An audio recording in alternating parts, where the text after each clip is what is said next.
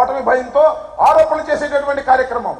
ఇవాళ ఈవీఎంలు పని చెయ్యవు, అవి ప్రజాస్వామ్యంలో దొంగ ఓట్లుగా మారుస్తాయి, మ్యానిపులేషన్కు ఉపయోగపడతాయి అని పెద్ద గుంతెత్తి నువ్వు ఆర్గ్యుమెంట్ చేసిన నువ్వు ఇవాళ వాటి గురించి మాట్లాడమే, అది మర్చిపోయేవి ఆ పాఠం.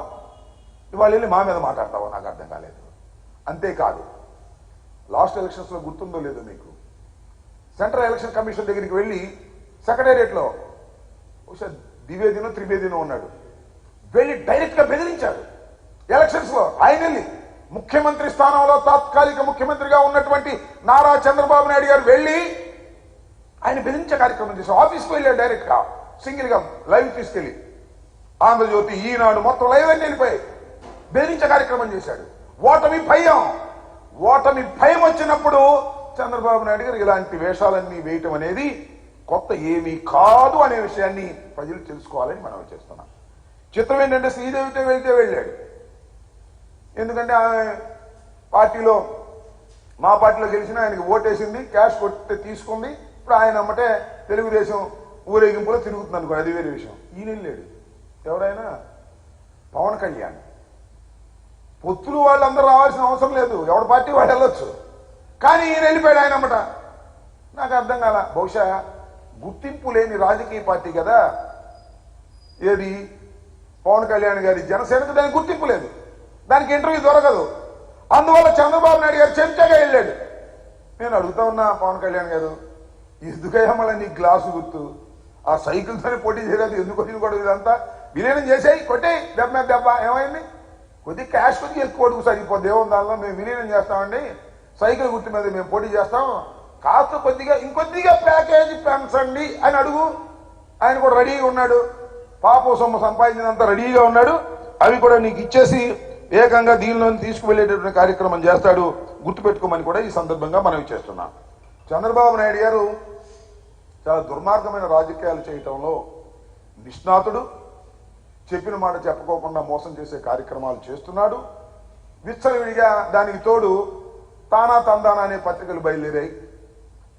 అవి చూస్తే ఒకవేళ నిజంగా ఎప్పుడన్నా నేను కొన్ని పత్రికలు చదువుతుంటా, పైన హెడ్డింగ్లు ఎవరు చూడమాక, నాకు చూస్తే ఎట్లా ఉంటుందంటే చంద్రబాబు నాయుడు వచ్చేసి అధికారంలో కూర్చున్నట్టే ఉంటుంది. ఆ ఈనాడు ఒకటి, ఆంధ్రజ్యోతి ఒకటి రాస్తుంటే అయిపోయింది వైఎస్ఆర్ కాంగ్రెస్ పార్టీ పని, తెలుగుదేశం అధికారంలోకి వచ్చేసింది అనేటువంటి పిచ్చిరాతలు రాస్తున్నారు, అభూత కల్పనలు రాస్తున్నారు. జగన్మోహన్ రెడ్డి గారి మీద రాస్తున్నారు. జగన్మోహన్ రెడ్డి గారు అంటే జైలుకి వెళ్ళిపోతాడంట, ఎన్నో వాయిదాలు లెక్కేశారు, ఆ వాయిదాలకు హాజరు కాలేదంట అని రాస్తారు. అది రాత్రి రాశారు. ఒకవేళ అది ఊహించుకుని రామోజీ రాస్తున్నాడు. షర్మిల గారు వస్తేనంట జగన్మోహన్ రెడ్డి గారు ఏదో అన్నా అంట, రాధాకృష్ణ రాస్తున్నాడు, బల్ల కింద ఉన్నాడో బాత్రూంలో ఉన్నాడు, నాకు అర్థం కాదా.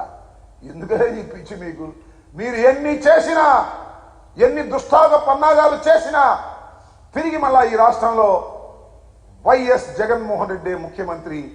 దొంగ ఓట్లతో మాకు పని లేదు, మాకల్లా ప్రజాస్వామ్య పద్ధతుల్లో ప్రజలకు మేలు చేశాం, ఇచ్చిన ప్రతి వాగ్దానాన్ని నిలబెట్టుకున్నాం, ప్రజల గుండెల్లో చిరస్మరణీయమైన ముద్ర వేసుకునే క్రమంలో జగన్మోహన్ రెడ్డి పరిపాలన చేశాడు.